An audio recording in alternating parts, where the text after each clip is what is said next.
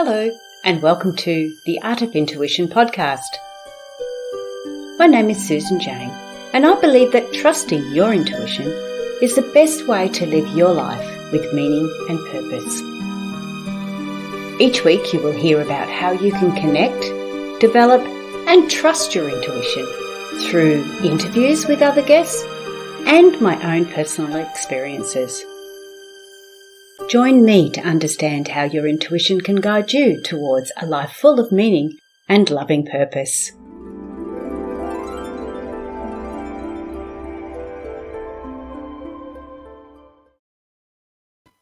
Hello and welcome to the Voice of Intuition podcast. I'm Susan Jane, your host for the podcast, and today we have got a very, very special guest on. Now, why Kathleen is very, very special is because of the amazing life she has lived and what she has done to achieve the success in her life that she has done. I'm really looking forward to this interview. Now, I know it's about the Camino Pilgrimage, and a very, very dear friend of mine went on it too. And I had never heard of it until she went on it. And I remember going up to visit her and she was telling me all about it. And watching her face light up as she explained what was happening and what it was all about and how she discovered it and all the aspects of it. And there's lots of different aspects to it, I can assure you. It was just amazing. I got so much out of listening to her and watching her face light up that I don't even know whether I need to go on it. But I tell you what, it has got me really, really intrigued. And it's one of those things that I am going to put on my bucket list. But no, share, like, subscribe to the podcast. We've got to do all that sort of stuff. But first of all, I want to bring in Kathleen because I'm really looking forward to hearing Kathleen's story. Welcome to the podcast, Kathleen. Hi. It's good to be here. Thank you. And it's very, very hot where you are at the moment. So Kathleen has got her fan on in the background because she can't open the windows because they're working outside. So that's okay. But I can't hear it. So if you can, when you're listening to the podcast, we do apologize, but you know, we've got to be comfortable, for goodness sake.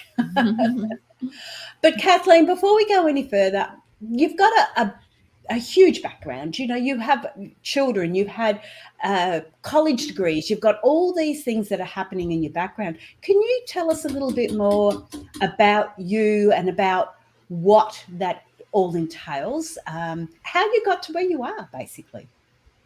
Well, I was born here in San Diego, California, USA, and I've been here all my life.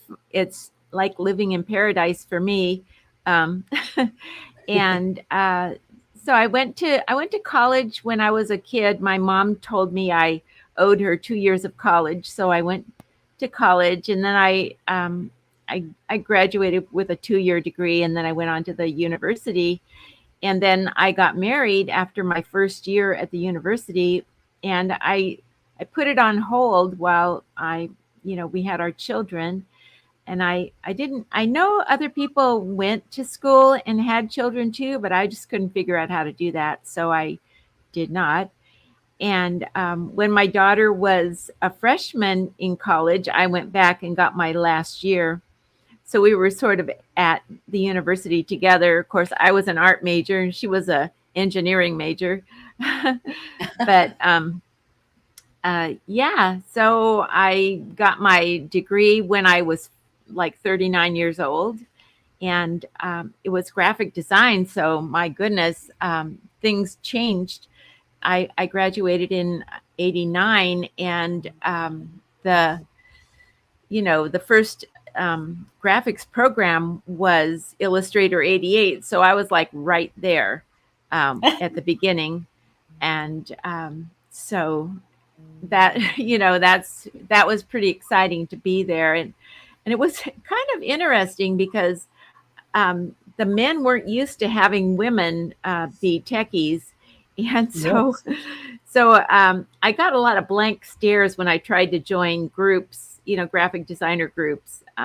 They didn't know what to do with me. They didn't know how to talk to me. They were very uncomfortable. It was kind of interesting. And Yeah, that would have been that, because you were right at the very beginning of it, aren't you? Like, as Yeah. everything was changing. And I know how you feel, because I went back to uni and I got my degree when I turned 50, because I went in when I was 48 and I turned 50 by the time I got my degree. And my daughter was at uni too, but we were in two different ones. But yes, it is. It's like a whole different world. Okay, so you became a graphic designer? Yes, I did that for a while. It wasn't really good for me. I I told my mom I wanted to be a fashion designer, and she said, "Well, not too many people get to do that. Maybe you better think of something else." So I thought, well, if you want to make money in art, you need to be a graphic designer. So that's why I went into it. But I'm not a perfect person, and you know what? If it's not perfect, you better not print it. So um, it wasn't really good for me to do that.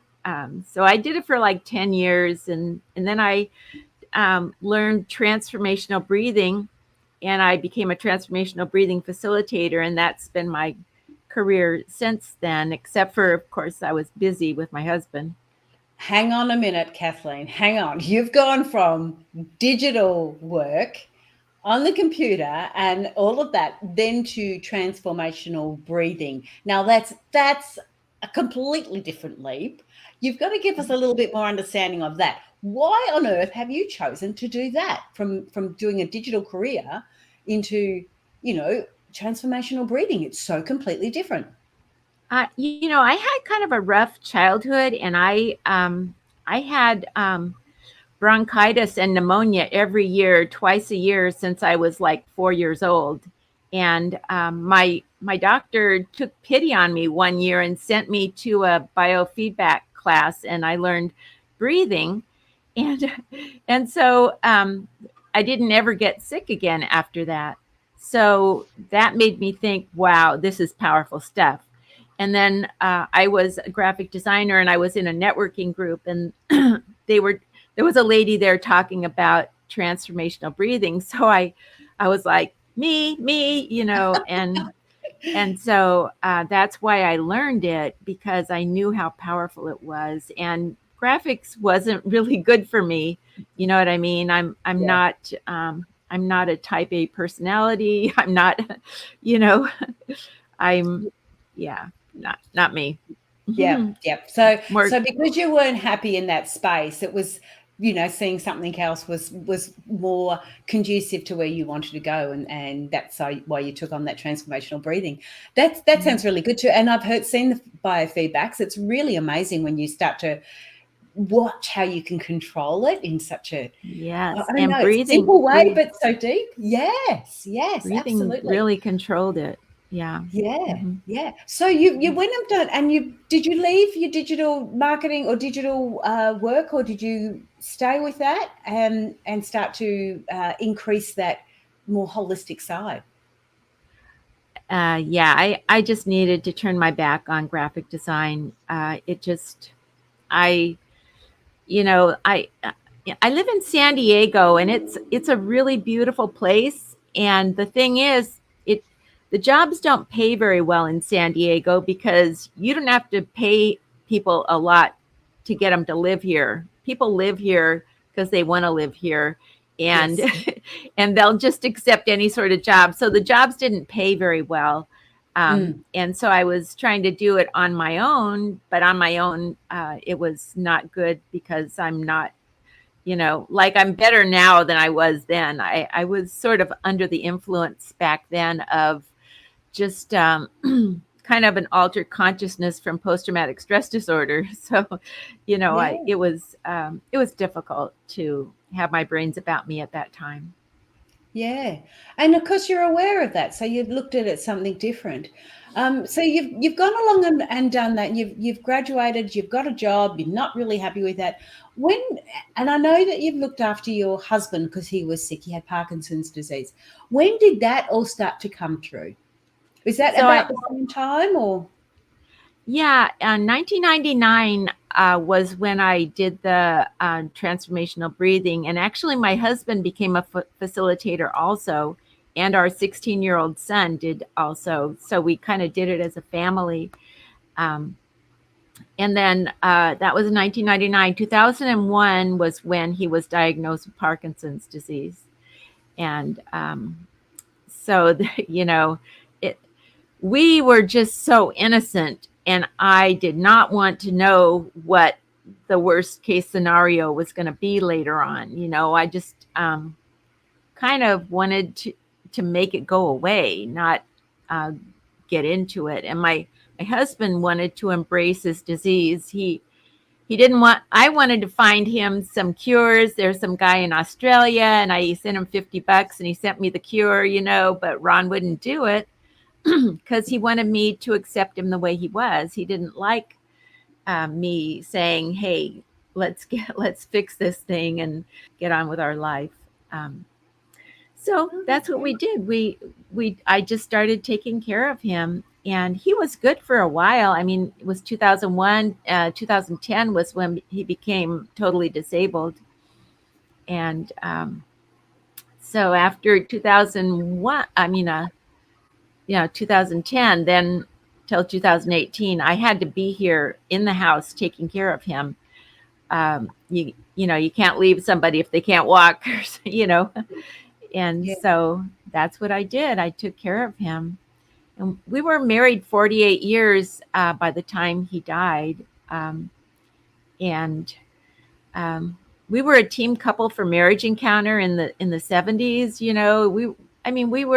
were a couple. Yeah. And it sounds like a dynamic couple too. Yeah, I have on our tombstone, I won't call it his because it's got my name on it too. It says a sign of God's love in the world, and it's got Ronald Israel and Kathleen Israel on it. Right. Oh, so you've got your name on there already. Well, yeah, that's what you do. And I want my kids to know where my ashes go. I don't want to be sprinkled. I'm like, they go there. Yeah, I've got my spot. It's already paid for. Let's just put it there, okay? Yeah, that's it. And sometimes people need that too, don't they? They need a space to go to connect and talk and just have that time together. So that's definitely thinking forward. So yeah, that's really amazing. So I want to get back now to so you've lost your husband. No, hang on. No, I'm not going. I'm going to go back a bit. When you were looking after your husband, I'm sorry, I'm just looking at my little notes here. When you were looking after your husband, isn't that when you started doing some other training too, other courses?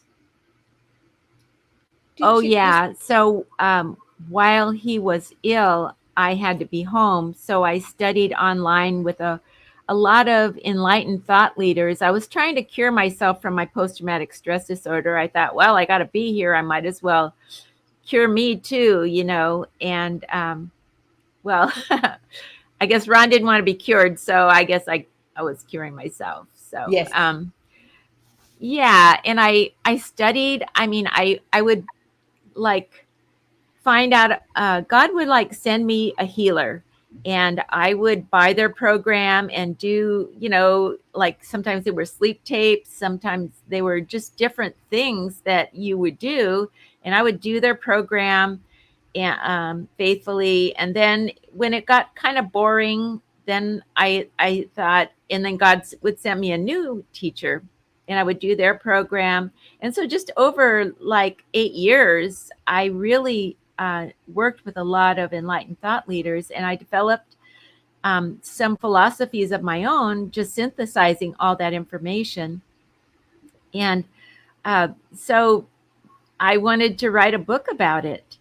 And then I was like, oh, I don't want to sound all teachy. I'm not comfortable with that. So I remembered that when I went on the Camino, I told people about all those things.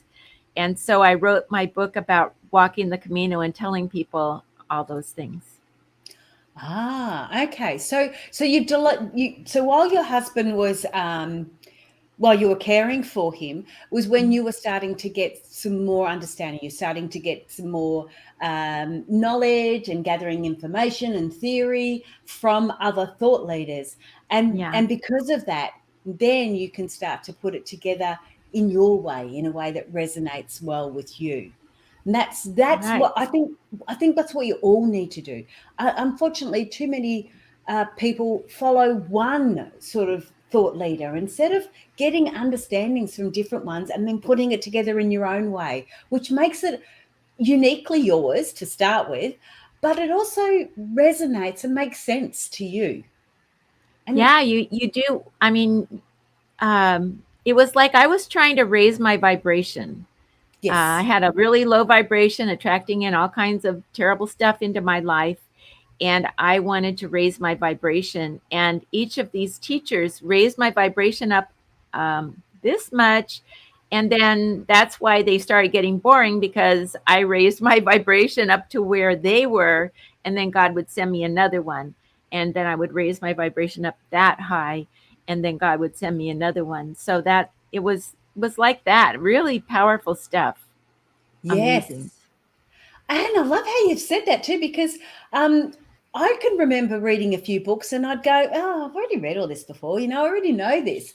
And I sort of thought to myself, "Oh, you're just being, smart. There's always things you can learn." But I'd go Mm, through the book and I thought, "No, I'm not getting what I thought I needed to get out of that." And that's when I started to go, "Well, hang on. If they aren't resonating with me, if there's something there that's not resonating with me, that means that it's not resonating with me." Now, I could already know it, or I might not be ready to know it. And there that's you when I go. went, Yeah. yeah. And that's when I went, okay, if they're not resonating with me, fine, I'll put it aside. I'll look at it again another time and see. But you did yours through thought leaders that way, through online courses. I did most of mine through books, because when I did mine, there was no such thing as the internet at that stage. Well, there you go. So yeah, definitely, mine was quite some time ago.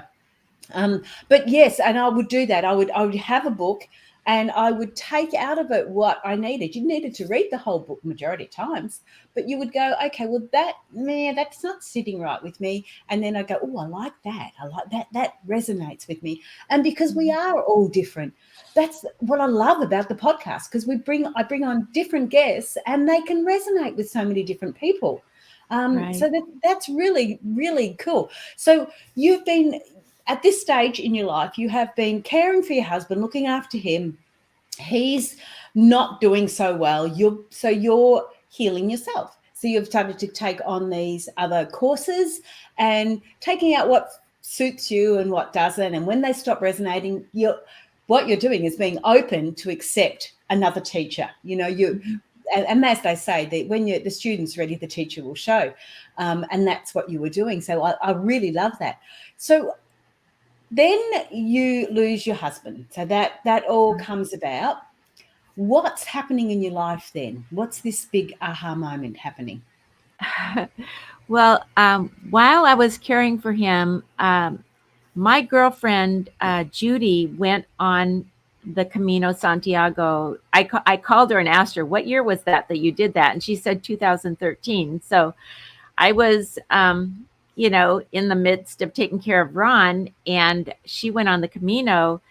And even though she got blisters and she was walking with bloody feet, and, it was pretty terrible, but I just recognized she was doing something very special for herself by doing that. And it was very special. And I thought at that time, I thought, you know what? When Ron's done with his disease, I'm going to go do the Camino. And so Oh, that's when I started thinking about it. And then when he died, he, in the end, he just couldn't swallow anymore. And so we did hospice. He was gone in a week. yeah. It was like boom. And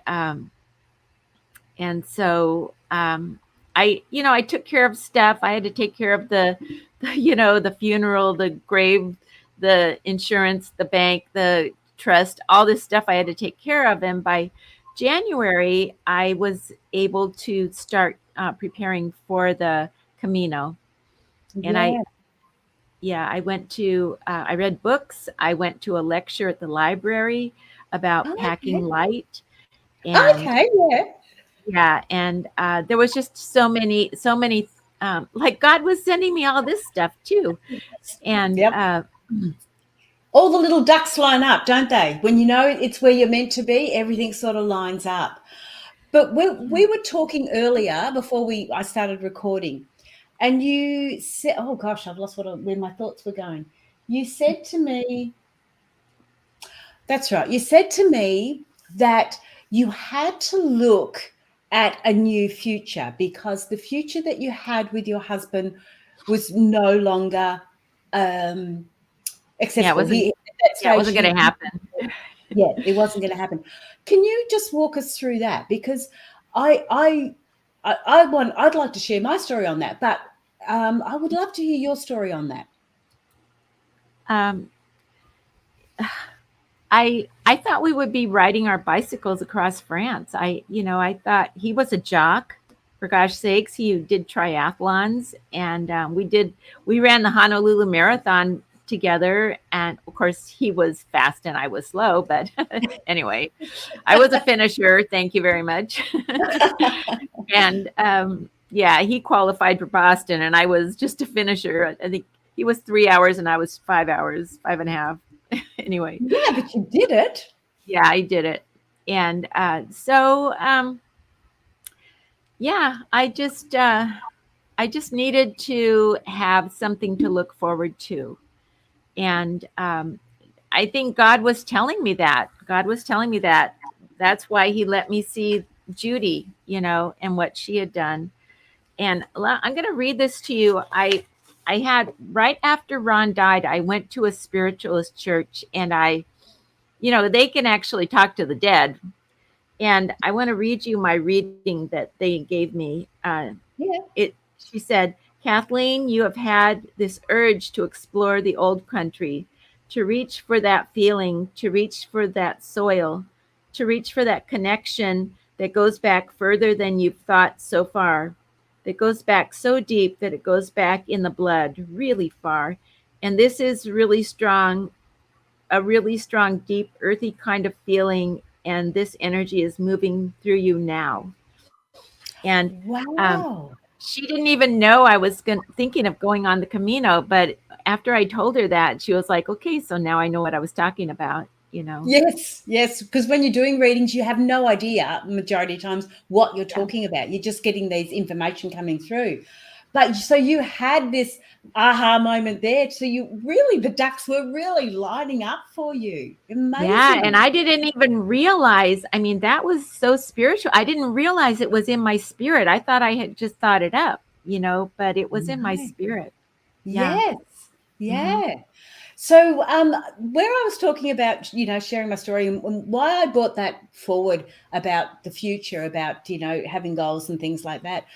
I remember my marriage broke down. I had a 20-year marriage. It was an abusive marriage, unfortunately, but it didn't last. And I can remember really grieving the loss of my future because, like yours, in my head, I had anticipated that we were going to grow old together. We were going to have grandchildren together. And, I pictured sitting in a rocking chair playing with the grandkids, not that I ever sit in the rocking chair and play with my grandchildren now because I don't have a rocking chair.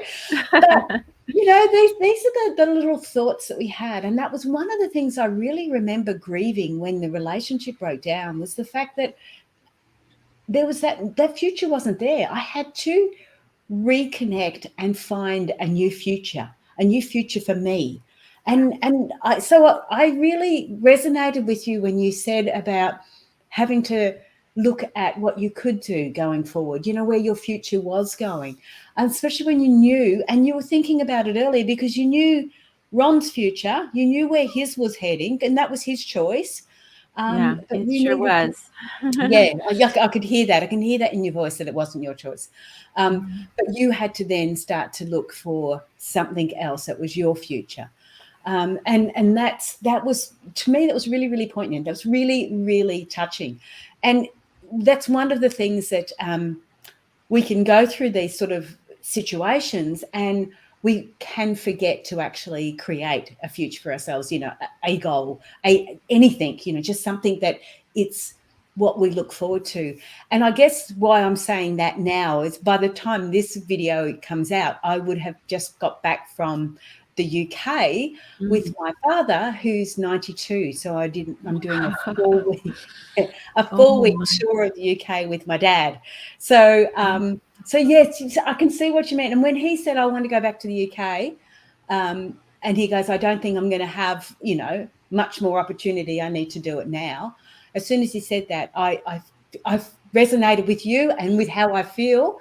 It was like, yep, Dad, I'll come with you. I'll support you and take you over there. I wanted to go anyway, but the other aspect is that I could see he still needed a future. Now, he's been caring for Mum for probably the last, forever, but, she's got Alzheimer's, and he's been her full-time carer for the last 4 or 5 years, probably 5 years. And the last 2, he can't really leave the house, like your situation. Right. So when he said he wanted to do a trip to the UK, I put my hand up, went, fine, I'm going to be that with you, because I think that's really important. So that's sort of where I was going with that. And I understand that creating these beautiful futures. But now I want to get into the nitty-gritty of the tour, the trip, and how it came, because I really think when people start to get an understanding and hear this, they're going to want to connect too. So let's start from the start. You were aware of it from your friend, which exactly the same as me. I'm aware of it from my friend. I'll give her a shout out. Hey, Glenda. And so now, what did you do? So you've done a call, or you did a thing on how to pack lightly. You did a bit of a thing on that. How did you step forward and start to go and get this happening? Yeah, I just went online and I checked out all the airfares. I was a little bit timid to get my airfares. So I checked it out and I was like, oh, okay. Finding out how to get the cheap airfares to Europe from California. You have to go all the way over across the US and across the pond. And so I bought like 4 packs before I found the right one. And I just bought them at REI, and I kept bringing them back if they made me sweaty or if they just didn't feel good. And finally I found one that kind of holds the pack away from your body. It's got this web on the back and it holds it away from you and you don't get sweaty. And that was really great. And then they said to get 32 to 40 liter pack. So I got a 36 liter pack, and then I just, tried to be really smart about what I took. And I had longer hair, and I cut my hair because I wanted to just take a little tiny comb with me. And I took 1 bar of soap that I used for washing my body, washing my clothes, washing my teeth, washing my hair. I just 1 bar of soap. And then I got clothing that was like sun protection clothing. I didn't want to wear sunscreen all the time, so I got all my clothes were long sleeve. Although April in Spain is a little cool, so that was good for that too. Some people wear short sleeve shirts, and I'm like, no, I can't do that. I have to cover up a bit. So I bought all the things I needed. And all right, so you're saying it's a trick to start with, because people won't even know that. I know it's a trick, but it's a long distance, and I know that there's different time frames that you can do as the pilgrimage. You can do so many days or so, different things like that. Can you walk us through that? Because you start in one place. You know what, Kathleen? First of all, tell us why this is happening. What is the Camino? The Camino.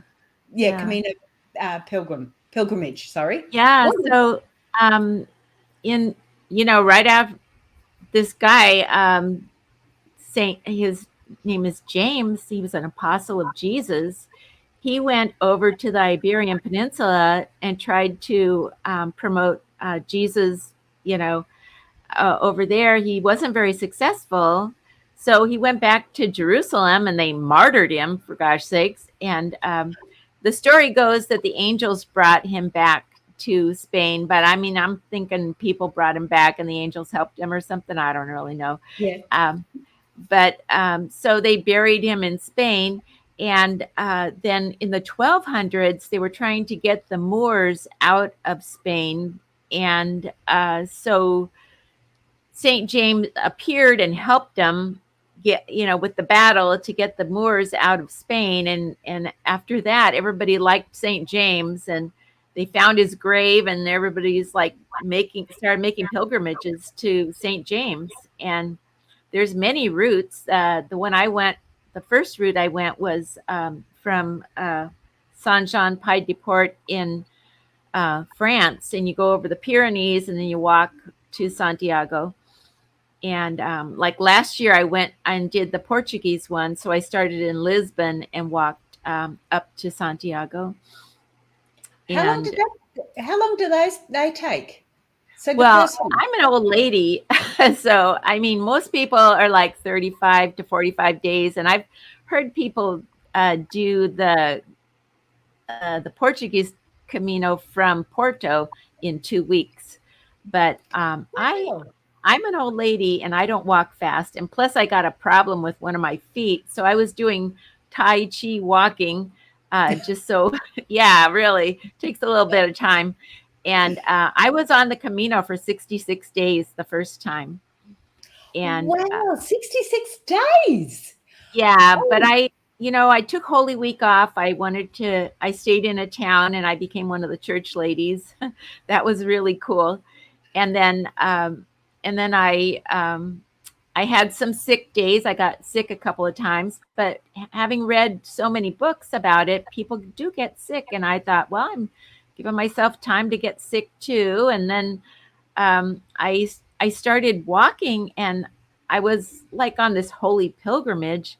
And on Sunday, when I would get in, I would be so tired, I would just flop down and take a nap, and then I wouldn't go to Mass on Sunday. So I was like, I'm on this holy pilgrimage. I should at least go to Mass on Sunday. And so that's when I started taking a day off. I took a day off. I went to, but if you take a day off, you have to go to a hotel because the albergues, they don't want you to stay longer.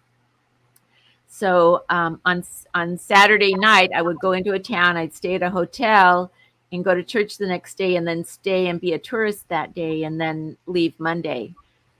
So that built some time into my Camino also. So that's why it took 66 days. But by the end of I was sick towards the end of the Camino, and this doctor told me he wanted me to stay for 4 days, and I'm like, no, I've had too many sick days already. I'm going. So when I wanted to carry my pack the whole way, but when I was sick, I had to have it transported for me. So that's what I did. Yeah, it's like €3 to €5, and they'll transport it to the next place for you. Okay, so you can walk without your pack. That's right. So I bought a little tiny pack and just put my water in it and stuff, for the day, and let them transport my pack when I was sick. So, so where do you stay? Like, there was times there when you obviously stayed in a motel. Yeah, they have albergues. They call them albergues, and they're a giant room full of bunk beds. And yeah, and you go in there and claim yourself a bunk. They're usually like 5 to 10 euros. No, 5 to 12 euros. So they're not very expensive. And then sometimes they provide dinner or breakfast. And every time they provided a meal, I bought it. But a lot of times they have a kitchen. And so you can buy your food in the town and cook your own food. And sometimes they make dinner for you, and then I just paid for it and let them do that for me. Yeah. Wow. But the problem with the albergues is the snoring. Oh my gosh. Yeah. I got these really great earplugs. They sent them all the way from Germany. They said they were the best ones in the world, and they did not work at all. And so I was just like, oh man, that's one of the reasons why I got sick one of the times, because I hadn't slept in 5 nights. And then Yeah. I met this person who was ill, and I was right there, with my lowered immunity to get my, the illness. So, um, Yeah. Wow. Okay, so that's a bit more of a structure around it and why they do this pilgrimage. And so obviously there's places you can stay, or you can choose other things. That you can start from many different locations. So they've got to get it. You've really got to go and research it to find what suits you and determine the length that you want to do it. So you're on this pilgrimage. What is so special about walking along this particular path or journey to where you want to go? yeah,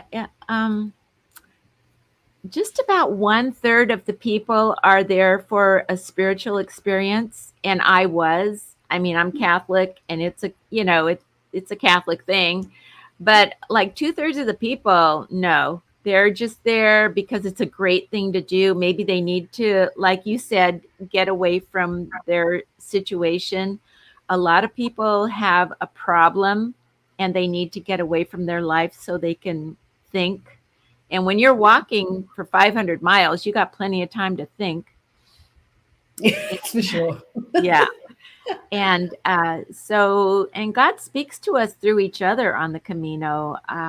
It was great to meet the people I met, and to have them interested. I mean, I had all these teachings and wisdom coming out my ears from, years of studying, and people would have maybe tell me about their problem, and I would just say, well, I know what to do about that. And so one of the things that I was able to share with people is the Ho'oponopono. And that was really powerful me and really instrumental in my healing, my personal healing. Oh, okay. So before I want to ask you about the Ho'oponopono. Before I ask you about that, what really surprised me then in what you said, that was there was only 1/3 that were doing it as a spiritual journey, and Right. 2/3 were doing it for other reasons. And I mean, it might be spiritual, but not necessarily for the religion, Right. for Right. Catholic or anything else. Hmm. That's the part that I find really interesting, because I guess it's a structured and a controlled environment for people, which is really, it's an almost safe environment, but they don't have to necessarily be following any religion. They can just go there and create this faith, Right. this connect with God and connect with who they want to connect with. So that's really lovely. And But the art too, yeah. there's so much beautiful art along the Camino. If you love art, it's just like so steeped in, medieval art over there. Mhm. Whoa, that would interest me too. That sounds Yeah. lovely. So, yeah, it was like, Yeah. oh my gosh. Did you bring home? Did you bring back some ideas with you for your art? Um, you know, um, Actually, at the end of the Camino, I actually gave myself 3 months, not just 2 months. And at the end of the Camino, I went to Edinburgh and took a class in icon painting. And I had been doing some icon painting for a while, and when I started trying to find out how I could learn how to do that, one of the schools that came forward from Google was the one in Edinburgh. So so I went there, and it was just so great to have been on that holy journey, and then to go and do that, afterwards Yeah. in Edinburgh. But just I don't know. I have it. It just seems to me like when I do art, it usually is I take a class and do art. So I kind of maybe need some structure. I think it would be really good for me to do art, and I think about, maybe painting pictures of my grandchildren or something. I mean, I have a degree in art, so I mean, I know how to do stuff. Um, but anyway, that may be in my future to do that. Um, Okay, yeah, because that's why I picked up the art, because you said you had a degree in it, and I thought, oh, maybe that's what you and you did the digital stuff. All right, so what is this hoapo? You say Ho'oponopono is it. ho. You go ho-o Ho and then hum ponopono. Ho pono ho-o ponopono. pono. Yeah. Okay. So it's All a right. Hawaiian healing technique for the family. Mm, And so you can do it with your family, or you can just do it by yourself. You don't have to be with your family. You can do it with people that are dead already. You can do it with people that you can't talk to. What it is, it's a clearing. It yeah. clears you. Yeah. And so one thing is that with other people, there's other people in our life that we have kind of a bind with. We're bound to them, and in that binding, they make us crazy. Yes. They're bound to us to make us crazy, Yes. to ruin our life or whatever they're doing. And they're just doing what they do. They're not really, anyway. So it looses those binds that we have with those people that are there, um, ruining our life or whatever they're doing. Yeah. Um, so what it is there's a short version. I love you. I'm sorry. Please forgive me. Thank you. I love you. And that's the short version. Yep. But really, if you do that, I don't think you get it. So I'm going to tell you a little bit longer version. I love you is the big I love you. I call it I love God. God loves me. God loves that other person. The other person loves God. Um, and if you can say it, I love them. But if you can't say it, you really shouldn't say it.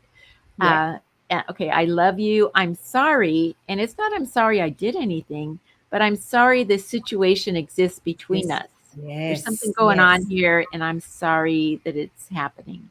Yes. I Um, agree. Yeah. Please forgive me for what's going on in me that caused me to attract this. That I've got buttons here that are being pushed, and I'm Mm. feeling the pain. There's something going on in me that caused me to attract that. Maybe my low vibration went out and attracted some low vibrational stuff from that other person, or something like that. Mm. So please forgive me for what's going on in me that caused me to attract that. And then you say, thank you for showing me this. Thank you for showing me this so I could heal. Because if I didn't have this pain, if I didn't see this problem, I wouldn't be able to heal from it. Absolutely. Yep. And then the big I love you, I love God, God loves me, God loves them, they love God. And maybe by that time you can say I love them too. um, but Stop. yeah, so it was very instrumental in clearing me. Yep. Um, it was one of the charisms that I learned that was so powerful for me. One night I was on vacation with Ron before he was really bad when I was in my 50s. And so we went to bed at night, and I was just laying there with my monkey mind telling me all the things that ever went wrong in my life. And so I was like, so I thought, well, I'll do the Ho'oponopono. And I was doing that, and I was feeling shame. And I was like, well, I'm doing it wrong, because Ho'oponopono isn't about shame at all. It's not that, Mm. it's like totally not about shame.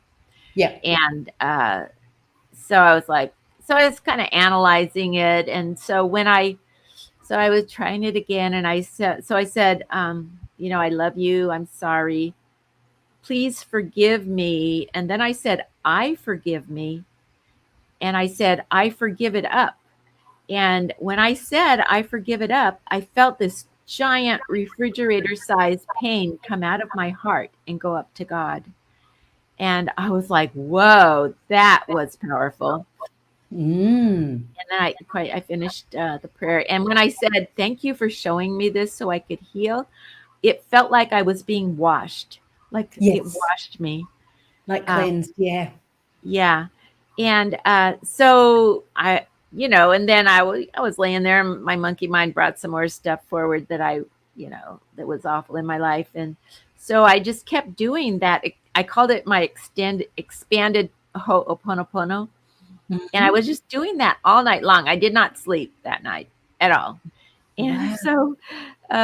so then the next day I should have been tired, but I was just relieved, And I've been thinking stuff all my life because my life was terrible. I had terrible stuff happen to me. And so I needed to do the Ho'oponopono like a soaking prayer, like every day for years. And that's what I did. And I used to have like people didn't like me. And you can tell when people don't like you. And that was awful. And so, so after doing the Ho'oponopono for a long time, I got rid of a lot of hangers on because if you're sending out low vibrations, they're like free floating spirits out there and they'll be attracted to you. Yeah, So, I absolutely. attracted all these sad spirits and they were like cuddling around me for my Yep. whole life. And no wonder nobody, people didn't like me. Their spirit like saw me coming and was like, whoa, get me out of here. And Yeah. so, so anyway, I met a woman that I had met a long time ago and hadn't seen her in a long time. And she came up to me and she said, Kathleen, you got rid of your hangers on. You don't have all those spirits around you anymore. I'm so happy for you. And that just because I don't see spirits, Yeah. but she obviously did. And so Yes. she could tell. And I was like, yes. Good on you. And yeah, so Wow. I've been attracting a lot more nice stuff in my life since then. Good. You deserve the nice stuff. Well done. Yeah, that's Look, right. yeah. Look, we're getting a little bit low on time, but I just wanted to let people know about your book because the book is called Wisdom on the Kimono, a spiritual journey sharing forgiveness and possibilities to inspire the rest of your life. Hang on a minute. I'm going to put you on full screen so you can see I'm the trying picture to. of it. There it is there. And is that you on the front cover? Yeah, the book Wow. cover design. I'm trying to put this in the right way. Yeah. Book cover designer, wasn't he amazing? He like made this picture of me. This was on the first day on the Camino. Was this picture was taken, but he put Yep. another picture inside of me walking towards you. So I'm kind of leaning away from you, but I'm walking towards you in the Yes. inside one. Wasn't he That's amazing? lovely. Yeah. Wow. So So you can get that book on your website, which is wisdomonthecamino.com yeah, or you can Amazon? get it on, like, if you go to my website, it'll send you to Amazon to get it. Yes. But you can go on Amazon and just put in wisdom on and then you put the C and all of a sudden it comes up Wisdom Yeah. on the Camino by Mm. Kathleen Donnelly, Israel. And Yeah. my free gift to everybody is the pictures. I made a portfolio on my website of the pictures. So you can, you go, yeah, in the beginning of the book, there's a page, not the first page, but towards the beginning of the book, there's a page that says, read this first. And it tells you to go and opt in to see the pictures. And then they're set up in chapters. So you So, can see, when you read the chapter one, you can see the chapter one pictures and that's stuff a like great that. idea. Yeah, Mhm. because my book, I have intuitive flowers, empowering your Oh, emotional goals, but mine's got colored photos in it, so it makes my book really expensive how much? compared to Yeah, regular that's books. what I thought. Yeah, The pictures, it would have been $50 if I had put the pictures in absolutely. there. Yeah. And So, yeah, but I need to have colored pictures because it's a training book type thing. It tells you how to read flowers, so it's like going to have colors. But yeah, you anyway, have to have that's it. neither Yeah, here nor there. Wisdom on the kimono. I keep saying the kimono, and I'm thinking of a dragon. Camino. The kimono, yeah, the Camino. Yeah. Wisdomonthecamino.com is the website, so make sure you have a look at that one. But Kathleen, we have to close it up there. I'm running out of time. Can you stay online because I need to chat with you after this? But any last quick word? It has to be quick. Any last quick words you'd like to say? If you want to do the Camino, you can do it. I was 69 years old when I did my Camino, the first one. I was 72 when I did the second one. And I'm going to do one next year too when I'm 73, maybe. Anyway. And and if you can't do it, just read my book and you'll get the experience of having gone on the Camino through my words. Lovely. Oh, that's really cool. Thank you so much for being on the show. Thank you so much, Susan. Okay, just hold on there for a minute.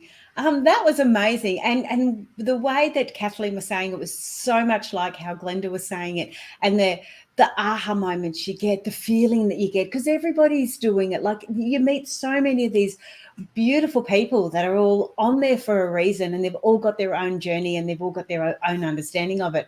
So it's a beautiful thing. It's definitely on my bucket list. I'm definitely going to be doing that.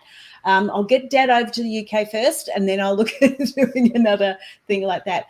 But as far as the website, the podcast goes, please like, share, or subscribe to the podcast so you don't miss out on any of these. And I have got online courses if you want to learn how to develop your intuition. They are on my website, intuitivenature.com.au. So that's it for this week. We'll catch up with you next week, and enjoy the Camino. Okay, bye.